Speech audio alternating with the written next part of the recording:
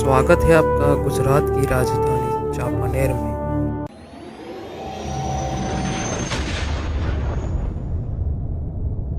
चौंकिए मत, ना ही मैंने कुछ गलत बोला, ना ही आपने कुछ गलत सुना।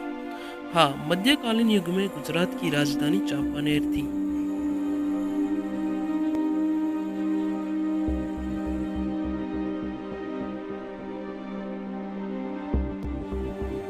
चांपानेर को यूनेस्को ने 2004 में वर्ल्ड हेरिटेज साइट की सूची में रखा गया था। यह न केवल गुजरात बल्कि भारत के इतिहास में भी अहम भूमिका निभाता है।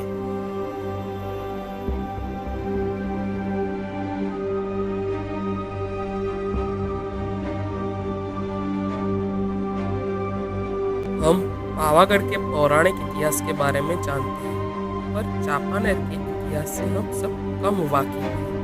बस यही चीज मुझे यहाँ पर खींच लाई।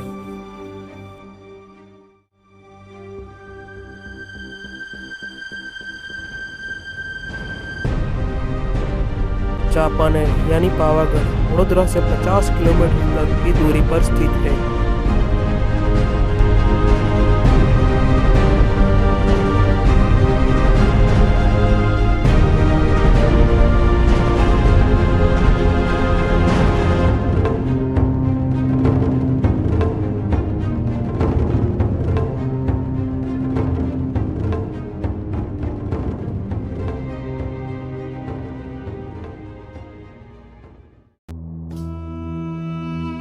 चांपानेर की शुरुआत होती है 8वीं सदी में, जब वनराज चावड़ा के दो मित्र हुआ करते थे। एक का नाम था अनहिल भरवाड़ और दूसरे का नाम था चांपा। वनराज चावड़ा ने अनहिल भरवाड़ के नाम से पाटन का नाम अनहिलपुर पाटन रखा और चांपा के नाम से पावागढ़ की तलहटी में चांपानेर नगर बसाया। मध्यकालीन युग में पृथ्वीराज चौहान के वंशज खिजी चौहानों का शासन चांपानेर पर चला था। जब मोहम्मद बेगड़ा गुजरात का सुल्तान बना तो उसने अपनी विस्तारवादी नीति के तहत चांपानेर और गुजरात के जूनागढ़ की ओर कूच की। जब मोहम्मद बेगड़ा चांपानेर पर चढ़ाई करने गया तब वहां शासन कर रहे फत्ते रावल उर्फ चौहान राजा जयसी रावल हुआ करते थे। राजा जयसी का सेनापति का नाम डूंगरसिंह था। जब मोहम्मद बेगड़ा चांपानेर पर आक्रमण किया तब वहां उन्होंने चांपानेर पर 20 महीनों तक घेरा डालकर बैठा रहा। जब राजा फत्ते के पास अनाज सामग्री सब घुटने लगी तब उन्होंने इसके पास एक ही रास्ता अपनाया, वो था युद्ध का। मोहम्मद बेगड़ा और फत्ते रावल के बीच भीषण युद्ध हुआ और अंत में राजा फत्ते और सेनापति डूंगरसिंह जख्मी हालत में मिले। उसके बाद मोहम्मद बेगड़ा ने फत्ते रावल को इस्लाम धर्म अंगीकार करने को कहा तो फत्ते रावल ने मना कर दिया। उसके बाद मोहम्मद बेगड़ा ने फत्ते रावल की हत्या कर दी। जब मोहम्मद बेगड़ा ने चांपानेर को कब्जा कर लिया तब उसका मतलब चांपानेर का नाम मोहम्मदाबाद चांपानेर रख दिया। इस अवधि के दौरान मोहम्मद ने अपनी मस्जिद की आधारशिलाएं रखी। उन्होंने विस्तृत अलंकृत संरचनाएं बनवाई, सभी किलों को मजबूत किया। इन 23 वर्षों की अवधि में अपने गढ़ों का निर्माण किया। अंततः अपनी राजधानी अहमदाबाद से चांपानेर ले गए। मोहम्मद की मृत्यु 1511 में हुई। मोहम्मद के बाद उनका उत्तराधिकारी बहादुर शाह की मृत्यु सन 1536 में हुई। उसके बाद कई शासक आए और गए। धीमे धीमे चांपानेर का पतन शुरू होने लगा।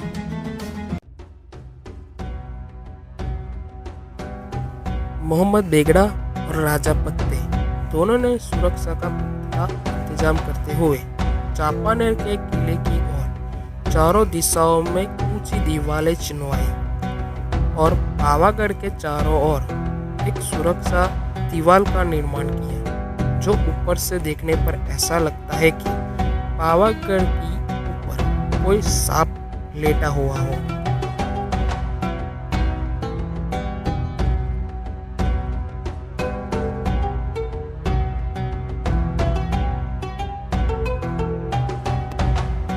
फत्ते राजा ने सुरक्षा के इंतजाम के तहत बड़ी बड़ी गुलेलों का निर्माण करवाया था। उसे महाशिला कंटक भी कहते हैं। इसका पहली बार इस्तेमाल मौर्यकालीन युग में बिंबिसार ने किया था। इस गुलेलों का काम दुश्मन की सेना पर बड़े बड़े पत्थर को फेंकना था। यह पिलर जैसी संरचना है। यह गुलेलों के पांव है, जो कि गुलेल को स्थायी रखने में मदद करते हैं, और यह गुलेल पावागढ़ में प्रमुख स्थानों पर स्थित है। इन पत्थर का इस्तेमाल गुलेल में करते थे और गुलेल इन पत्थरों को दुश्मन के ऊपर फेंकते थे।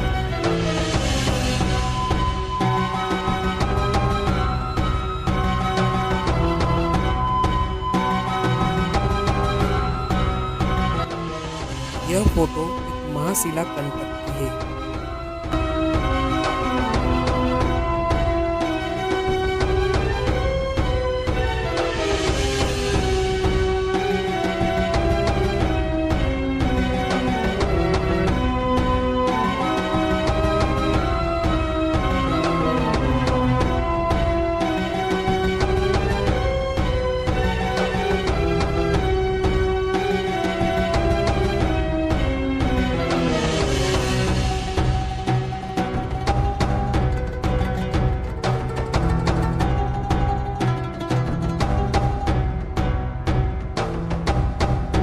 पावागढ़ आध्यात्मिक और पौराणिक बातों के लिए भी जाना जाता है, बल्कि साथ साथ टूरिज्म के लिए भी जाना जाता है। खास तौर पर मॉनसून की सीजन में यहाँ का नज़ारा देखने लायक होता है।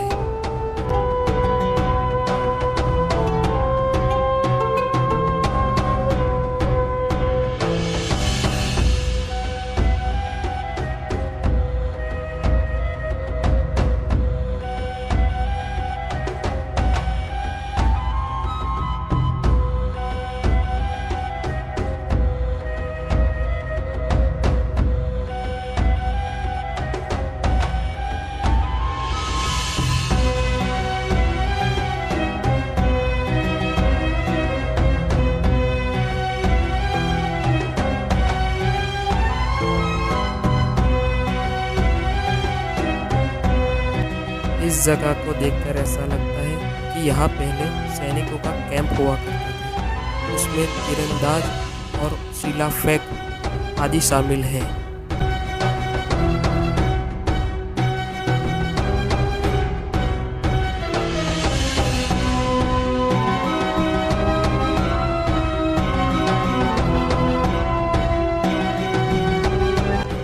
यह खिड़कीनुमा संरचनाएं आने वाले दुश्मनों को देखने के लिए और यहाँ से तीर फेंकने के लिए बनाई गई थी। यहाँ से दुश्मन स्पष्ट रूप से दिखता है।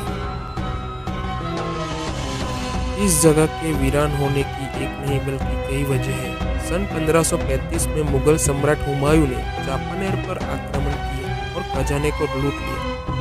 सन 1536 में चांपानेर का शासक बहादुर की मृत्यु हुई।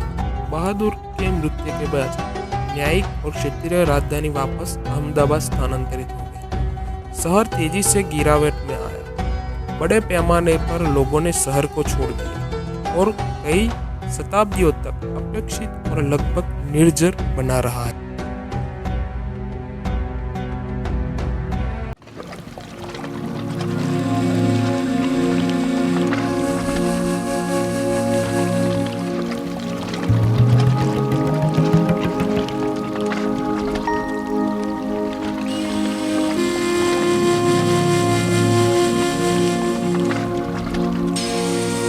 की ओर